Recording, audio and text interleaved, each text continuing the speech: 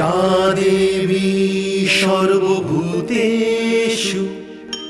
শক্তিরূপেণ সংস্থিতা নমস্তস্যৈ নমস্তস্যৈ নমস্তস্যৈ নমো নমঃ।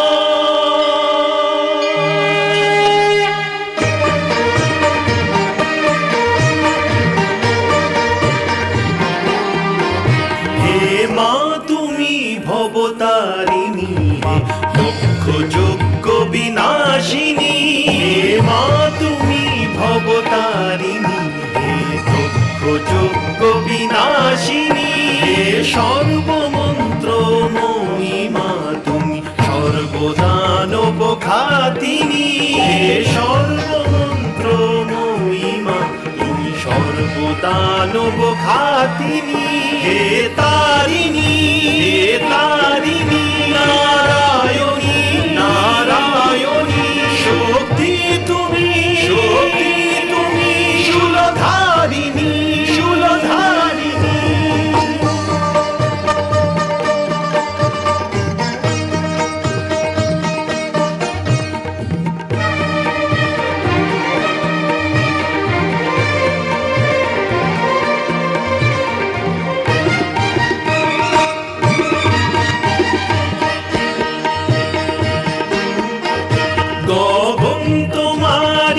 রচনা তুমি বাতালেরই রচিতা, তুমি জননী হে পালিকা, সৃষ্টির স্থিতি সংহারিকা, সৃষ্টির স্থিতি সংহারিকা। ঘন শ্যামল রঘুপতিতে বিলীন তোমারি কল্পনা, শূন্য তুমি পূর্ণমা হে জগদ্ধাত্রী কালিকা, কাটায়নী সুরবর্ষিণী তুমি মহিষাসুর মর্দিনী, হে তারিণী নারায়ণী নারায়ণী শক্তি তুমি শূলধারিণী শূলধারিণী। আসিল মা বেদালক্ষ, আজ্ঞা অসুর সম্রাট। এই সংসারে এই সময় তোমাদের থেকে বড় যোদ্ধা আর কেউ নেই।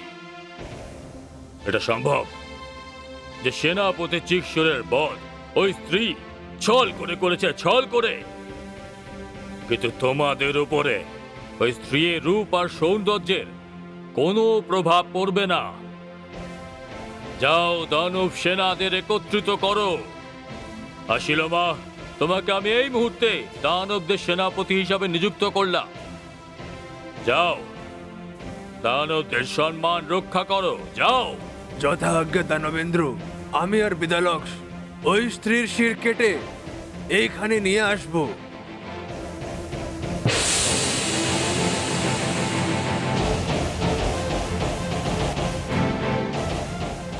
যাও।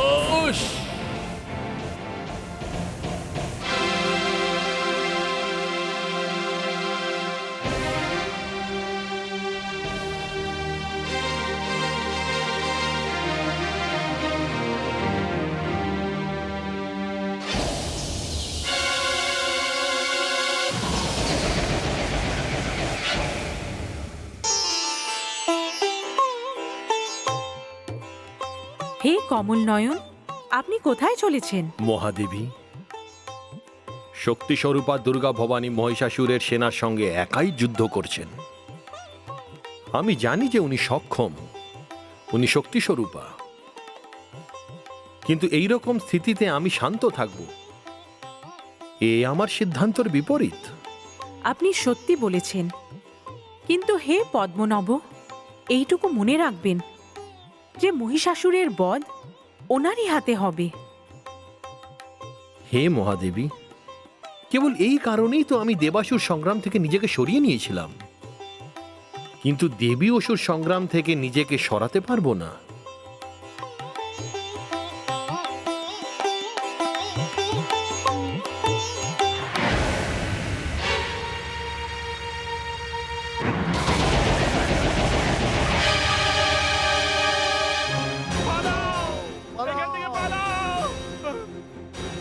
দাঁড়াও কাপুরুষরা, দানব সমাজে তোমাদের মতন কাপুরুষের জন্য কোনো স্থান নেই, যে নিজের সেনাপতির সব ছেড়ে পালিয়ে যাচ্ছে। না না দানবীর আসলিমা, এখন আর উনি দানবের আসলমা নন, উনি এখন সেনাপতি আসলমা। দানবীর যখন সেনাপতিকে মেরে ফেলা হয়েছে তখন সেনাদের মার্গদর্শন কে করতে পারে? তাহলে ঠিক আছে, আমি আর বিদালক্স তোমাদের সঙ্গে আছি।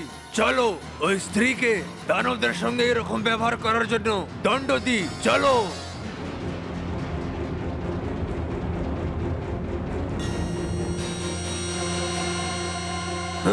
দাঁড়াও। কাপুরুষ দানবরা, যুদ্ধের সব নিয়ম তো তোমরা তাকে রেখে দিয়েছ। শালীনতার মর্যাদা তো তোমাদের মধ্যে কোনোদিন ছিলই না। একলা মহাদেবীর বিরুদ্ধে তোমরা পুরো সেনা নিয়ে এসেছ। তোমাদের লজ্জা হয় না? যদিও তোমাদের জন্য তো উনি একলাই সক্ষম, আর তোমাদের তো ব্রহ্মদেব বড় দেয়নি। ওই দিকে যাওয়ার আগে আমার সঙ্গে যুদ্ধ করো। কে তুমি? এর নাম বিষ্ণু, আরে একজন ছলি আছে আর মায়াবী। বিদালক্স, তুমি নিজের সৈনিকদেরকে নিয়ে গিয়ে ওই স্ত্রীকে ঘেরে ফেলো আর জয় প্রাপ্ত করার চেষ্টা তুমি অবশ্যই করো। আমি এই বাচালকে বাসলতার দণ্ড দিয়ে এখনই আসছি। যথাজ্ঞা সেনাপতি আসলমা, চলো। চলো।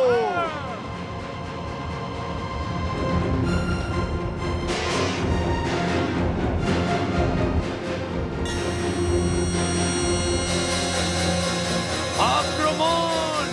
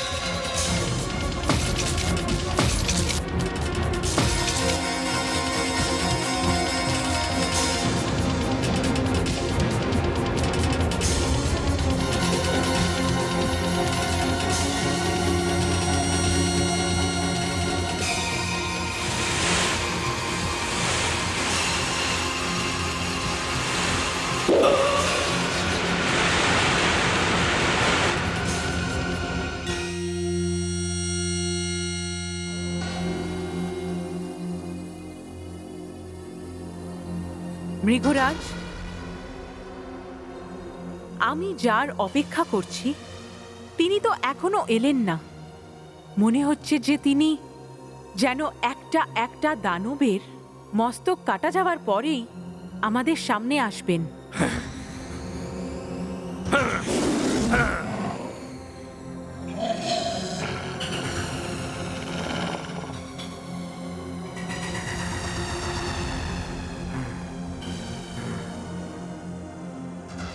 এবার আমি দানবদের ভয়ের কারণ বুঝতে পেরেছি। আমাদের সৈনিক এই স্ত্রীকে নয়, ওনার বাহনকে ভয় পেয়ে গিয়েছিল। ওরে নির্লজ্জ, সামনে ডোলে ডোলে আসছো। তোমাদের সকলকে এই কাল গ্রাস করে নিচ্ছে। ওনাকে কেন পাঠাচ্ছ না, যে তোমাদের বলি দিচ্ছেন, আর নিজে মেয়েদের মতো কোথাও মুখ লুকিয়ে বসে আছে? ব্যাস, বেশি কথা বলবি না। 2-4 দানবকে মেরে নিয়েছিস আর নিজেকে সর্বশক্তিমান ভাবছিস। এখন দেখ আমি তোর কি দশা করি।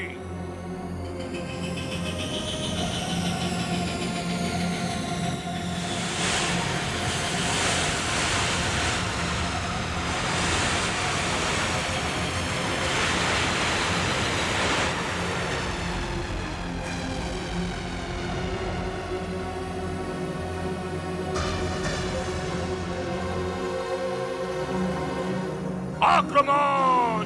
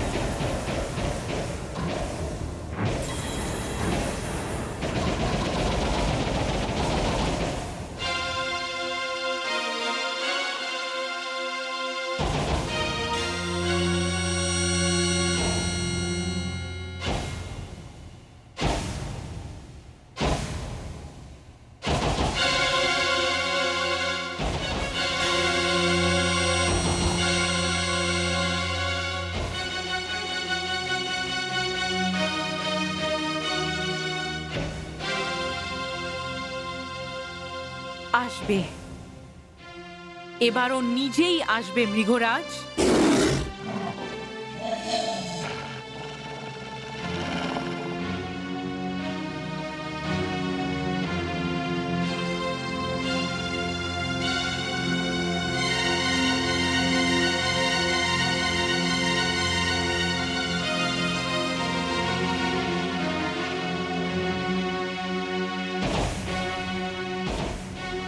দানব সম্রাট, কি হলো? বলো কি খবর? মহারাজ, অসুর সম্রাট সেনাপতি অশিলমা ভগবান বিষ্ণুর হাতে মারা না গেছে। না না! আর বিদ্যালক্ষ? ওনাকে ওই স্ত্রী শেষ করে ফেলেছেন মহারাজ। না না না না না না! এটা হতে পারে না, এটা হতেই পারে না। আমি একলা থাকতে চাই, একলা।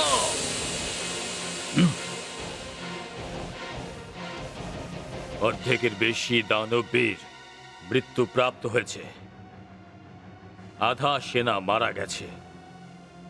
এই স্ত্রী কি চায়? ওনার সঙ্গে আমার তো কোনো শত্রুতা নেই। সকলে এই কথাই বলছে যে উনি পরম সুন্দরী। এমন তো নয় যে উনি আমাকে বরণ করতে চান, আর আমরা সকলে মূর্খের মতো ওর সাথে যুদ্ধ করছি। মনে হচ্ছে তাই। এখন এই স্ত্রীকে প্রশ্ন করার জন্যে সবার প্রথমে দুটি জিনিসের প্রয়োজন, রূপের আর চতুরতার। আমি নিশ্চয় চতুর, কিন্তু আমি সুন্দর নই। উনি আমার এই সিংআলা মুকুট দেখে, আমার এই বিরাট গোফ দেখে হয়তো ভয়ভীত হয়ে যাবেন। আমি ওনার সামনে এক সুন্দর পুরুষের রূপ নিয়ে যাব। এই কথাটা যদি আমি আগে বুঝতে পারতাম, তাহলে এতজন দানবের প্রাণ নাশ হতো না। কেবল আমি চলে যেতাম আর ওই স্ত্রীর কার্য সম্পূর্ণ হতো। হ্যাঁ,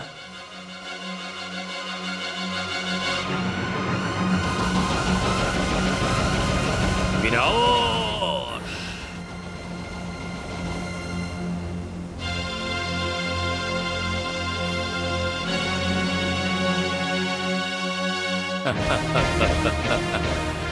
বিনাশ!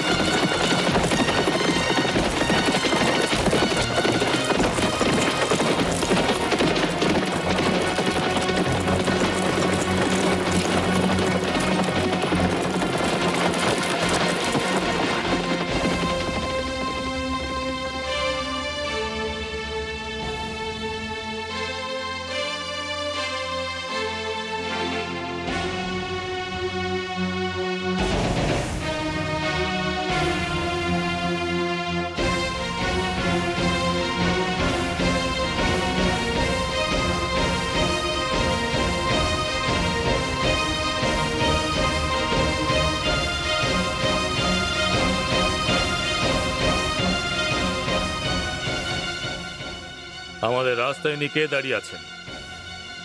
আমি তো শুনেছিলাম যে ওই স্ত্রীর সঙ্গে আর কোনো সহযোগী নেই। তাহলে ইনি কে দাঁড়িয়ে আছেন? দানবরাজ, তুমি সত্য বলেছ। মহাদেবীর তো কোনো সহযোগীর প্রয়োজনই নেই। অগ্নিতে জ্বালানোর যে ক্ষমতা তা মহাদেবী নিজেই, কালের মারার যে ক্ষমতা তা মহাদেবী নিজেই, শস্ত্রতে যুদ্ধের যে ক্ষমতা তা মহাদেবী নিজেই। আমি তো তোমাকে একটা সুযোগ দিতে এসেছি, তোমাকে বোঝাতে এসেছি যে দেবতা আর দানব এরা দুজনে ভ্রাতা, একই পিতার সন্তান। তাহলে এই মহাবিনাশ কেন? দেখো, এই সময় তোমার সঙ্গে বার্তালাপ করার মতো আমার কাছে সময় নেই। আমাকে এই বিশ্বের এক মহা সুন্দর স্ত্রী নিমন্ত্রণ জানিয়েছেন, আর এই বিশ্বের সর্বশ্রেষ্ঠ যোদ্ধা মহিষাসুর ওনার সঙ্গে দেখা করতে যাচ্ছেন। এ আমার জন্য একটা সুন্দর সুযোগ। আমার ভাগ্যের দরজা খুলে গেছে, তাই আমাকে এখন যেতে দাও। সরে যাও আমার রাস্তা থেকে। পতঙ্গ যখন দ্বীপের শিখায় জ্বলার জন্য লাফিয়ে পড়ে, তখন ওর মনেও মূর্খতার এমনই ভাব আসে, যেমন এই সময় তোমার মন।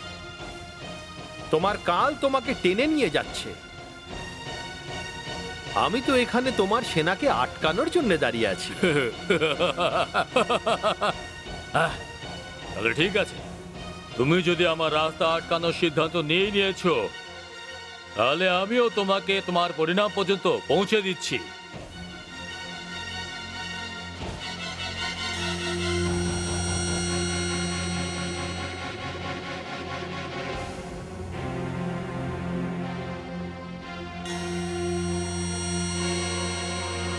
সৈনিকেরা, এর উপরে আক্রমণ করো।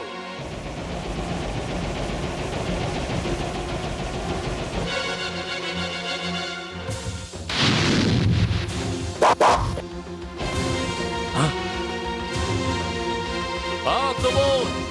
একে সমাপ্ত করে দাও।